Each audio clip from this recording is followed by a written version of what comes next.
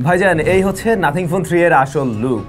দেখুন ক্যামেরার এক একটার কি বৈশিষ্ট্য, একটা এই জায়গায় আর একটা তো ওই জায়গায়, মানে কোনোটা ধানমন্ডি, কোনোটা মিরপুর, কোনোটা বড়তলায়, এরকম একটা অবস্থা। বাট সাইডে কিন্তু আমরা দেখতে পাচ্ছি সেই ছোটোখাটো ডিসপ্লেটা রয়েছে ম্যাট্রিক্স ডিসপ্লে। তবে শুধু নাথিং নয়, আরও বেশ কিছু নতুন নতুন ইউনিট আসতে চলছে। আজকে টেক নিউজে সব কিছু আলোচনা হবে আপনাদের সাথে।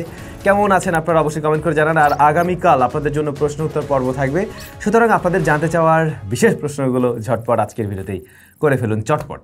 Alright, very good. শুরু করছি তাহলে পোকো F7 দিয়ে। পোকো F7 ইন্ডিয়াতে লঞ্চ করা হয়েছে। এর বেস ভ্যারিয়েন্টের দাম রেখেছে ওরা 31,999 RS রুপি।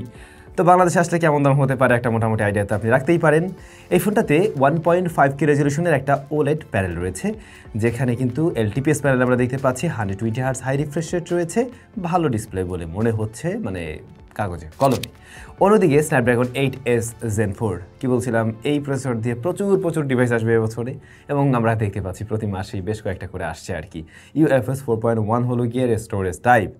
50 মেগাপিক্সেলের মেইন শুটারের পাশাপাশি 8 megapixel ultra wide shooter. Last tech নিউজে আমরা আলোচনা করছিলাম এই ফোনটা আসবে, এরকম কিছু নিয়ে আসবে আর কি এই। এবং 7550 mAh ব্যাটারি, সিলিকন কার্বনের 90 ওয়াটের চার্জিং সিস্টেম রয়েছে এখানে। ব্যাটারিগুলো কিন্তু ডে বাই ডে আর কি অনেক বড় হয়ে যাচ্ছে। তো ফোনটার দাম কেমন আশা করছিলেন? আমার কাছে মনে হয়েছিল প্রাইসটা আরেকটু কম হবে, কারণ দেখুন এই ফোনটার ক্যামেরাতে একেবারেই গুরুত্ব দেওয়া হয়নি বলেই মনে হচ্ছে আর কি। আচ্ছা, শুরুতে কথা জানাচ্ছিলাম নাথিং। হ্যাঁ, নাথিং ফোন 3 এই ডিভাইসটার অফিসিয়াল ইমেজ কিন্তু ফাইনালি ওরা লিক করেছে, এবং যেমনটা আপনারা দেখছেন রিয়ার প্যানেলের ডিজাইনটা সত্যিই বেশ অদ্ভুত। রেগুলার যে সমস্ত ফোন আমরা দেখে অভ্যস্ত, কিংবা নাথিংয়ের প্রিভিয়াস জেনারেশন যেভাবে আমরা দেখে অভ্যস্ত, এটা মোটেই সেরকম কিছু না, টোটালি ডিফারেন্ট একটা জিনিস মনে হচ্ছে আর কি। সেই ম্যাট্রিক্স ডিসপ্লে আছে, ভাবছিলাম ম্যাট্রিক্স ডিসপ্লেটা হয়তো বা স্কোয়ার শেপের হবে, বাট ওরা একেবারে গোলগাল একটা ম্যাট্রিক্স ডিসপ্লে দিয়েছে এখানে। এটাতে হয়তো বা বিভিন্ন অ্যানিমেশন দেখা যাবে, আরও বিভিন্ন ইউজ কেস থাকতে পারে, যেহেতু ফাইনালি একটা ডিসপ্লে দিচ্ছে, এখানে যে কোনো কিছুই দেখার মতো সুযোগ থাকার কথা। প্রসেসর নিয়ে আমরা লাস্ট ভিডিওতে কনফিউশনে ছিলাম, বাট এবারে ফাইনালি জানা যাচ্ছে এই ফোনটাতে থাকছে কোয়ালকম স্ন্যাপড্রাগন 8S Gen 4, যেটা আমরা একটু আগের ফোনটাতে দেখলাম। 50 মেগাপিক্সেলের পেরিস্কোপ জুম লেন্স থাকবে, যেখানে 3x অপটিক্যাল জুম পাওয়া যাবে। আর হ্যাঁ, মেইন ক্যামেরা তো অবশ্যই থাকবে, সেই সাথে একটা ম্যাক্রো শুটারও থাকতে যাচ্ছে। 5150 mAh ব্যাটারি অ্যান্ড 65 ওয়াটের চার্জিং সিস্টেম। ব্যাটারির রেসে সবাই যেহেতু অনেক দূরে এগিয়ে যাচ্ছে, নাথিংয়েরও বোধহয় উচিত ছিল আরেকটু বেটার কোনো ডিল নিয়ে আসা ব্যাটারির ক্ষেত্রে। অন্যদিকে LTPO প্যানেল থাকবে AMOLED 120 hertz high refresh rate, এবং এটা ফ্ল্যাট প্যানেল, কার্ভের দিকে যাচ্ছে না। 5+7 ইয়ার্সের আপডেট, মানে 5 বছরের অ্যান্ড্রয়েড এবং 7 বছরের সিকিউরিটি প্যাচ দেবে এই ডিভাইসটাতে নাথিং। তারপরে পিক্সেল লাভারদের কি অবস্থা? পিক্সেল 10 এর ব্যাপারে অনেক কিছু জানা যাচ্ছে, যেমন প্রসেসর Tensor G5। কি ভয় পেলেন তো? ভয় পাওয়ার কারণ নেই, এবারে Tensor G5 TSMC বিল্ড করতে যাচ্ছে ওদের 3nm নোডে, সুতরাং বেটার কিছু পাওয়া যাবে বলে আশা করছি।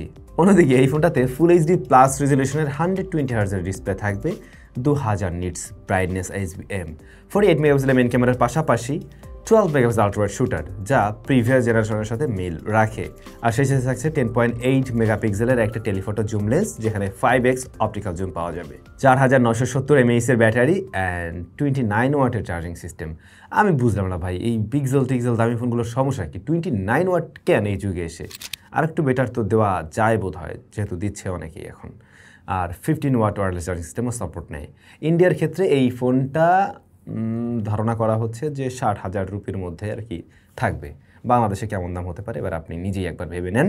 এদিকে স্যামসাং গ্যালাক্সি S25 FE এই ডিভাইসটার লুক সব কিছু জানা যাচ্ছে। কি নিয়ে আসবে সে ব্যাপারে মোটামুটি একটু কনফার্মেশন পাওয়া গেছে। লুকের দিক থেকে সিমিলারিটিস পাবেন S24 FEর সাথে, একদম মোটামুটি ওরকমই লাগবে। Exynos 2400E, 50 মেগাপিক্সেলের main shooter, 12 megapixel ultra wide, 8 মেগাপিক্সেলের টেলিফটো, 3x অপটিক্যাল জুম দিচ্ছে এখানে, এবং 12 মেগাপিক্সেলের ফ্রন্ট ফেসিং ক্যামেরা, আর 45 ওয়াটের charging system, dual speaker, IP68 এর রেটিং। তবে স্যামসাংয়ের যে আনপ্যাকড ইভেন্ট প্রতি বছরই হয়, সেখানে কিন্তু স্যামসাং এবারেও অনেক কিছু লঞ্চ করতে যাচ্ছে, এবং এবারে একটা স্পেশাল জিনিসও থাকতে যাচ্ছে। তো এই ইভেন্ট হতে যাচ্ছে জুলাইয়ের 9 তারিখ 2025। গ্যালাক্সি Z Fold 7 লঞ্চ করবে ওরা, Z Flip 7 লঞ্চ করবে, and special unit Galaxy Z Flip 7 FE। এখন এই যে নামটা বলা হলো, এই নামটাই যে থাকবে এমন না, তবে এটা একটা স্পেশাল ইউনিট, কিছু একটা স্পেশাল নিয়ে আসছে, নামটা একটু ডিফারেন্ট হতে পারে, কিন্তু অবশ্যই স্পেশাল কিছু একটা থাকতে যাচ্ছে এই ইভেন্টে এবারে। অন্যদিকে watch 8 classic, watch ultra and Buds code এগুলো লঞ্চ করবে অধীনেই স্যামসাং। তো অনেকেই আছেন যারা কিনা এই ধরনের ফোল্ডেবল ফ্লিপ ফোন কেনেন, বা অনেকেই আছে রেগুলার ব্যবহার করে আসছেন, প্রতি বছর চেঞ্জ করেন। এই তো আর কয়েকদিন পরেই পেতে যাচ্ছেন। তো তারপরে ভাইজান বাংলাদেশে কিন্তু গুগল ওয়ালেট চালু হয়ে গেল। কারা কারা ব্যবহার করছেন, কী অবস্থা, কমেন্ট করে জানাতে পারেন। অলরেডি আমার এক ভাই ব্যবহার করছে দেখলাম, আমার সিটিব্যাংক 9 এলে আমি একটু ট্রাই মারতাম, তো বললো যে হ্যাঁ কাজবাজ হচ্ছে। আপনাদেরও কাজবাজ হচ্ছে কিনা, বা আসলে এটার ইউজ কেস আছে কিনা, কী মনে হয় আপনাদের, কমেন্ট করে জানাতে পারেন। আগামীকাল নিশ্চয়ই আপনাদের সাথে দেখা হচ্ছে স্যামজনের আস্ক স্যামের পর্বে। সবাই ভালো থাকবেন, অনেক বেশি ভালো।